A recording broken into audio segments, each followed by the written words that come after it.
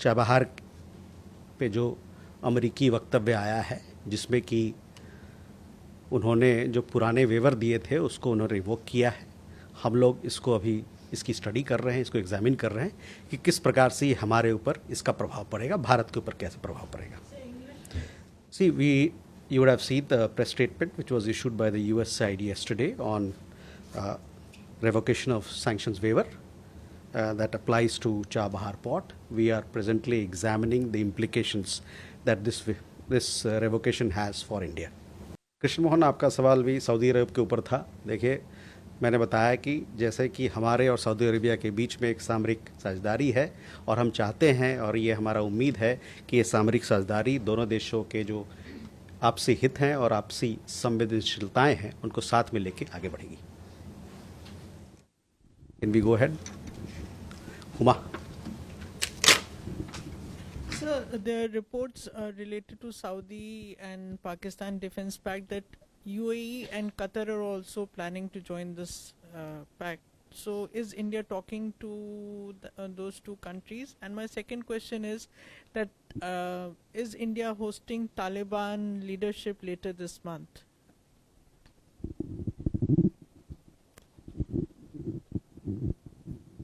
Yeshi? This is Yeshi Seli from Business India. President Trump in the UK has mentioned that the US is considering going back to establishing Bagram port, a base in Bagram in Afghanistan, and the Taliban has naturally objected. Does India have anything to say on that, considering the fact that we are also now having trade ties, re-establishing our association with China, and the US wants to do this to counter China? Your question there, yes. Yes, please. Alex, please. Alex with New York Times. I was wondering, there was a phone call yesterday before Nepal's National Day. India expressed its full support for Nepali people in this political transition and any other support that may be forthcoming. I wonder if we could say what kind of help India is prepared to give to Nepal during this transition period. Mm-hmm.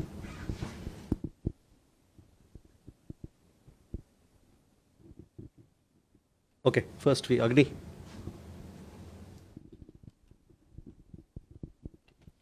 So this is Agni from ABP.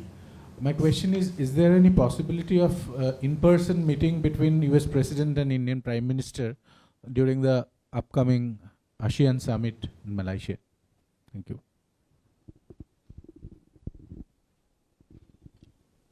Samira? Samira Hussain with BBC News. I'm wondering, given there's been a somewhat softening of the language between the Prime Minister and with President Trump, they enjoyed some warm birthday greetings. Is it possible that the Prime Minister will reconsider going to the UN General Assembly next week?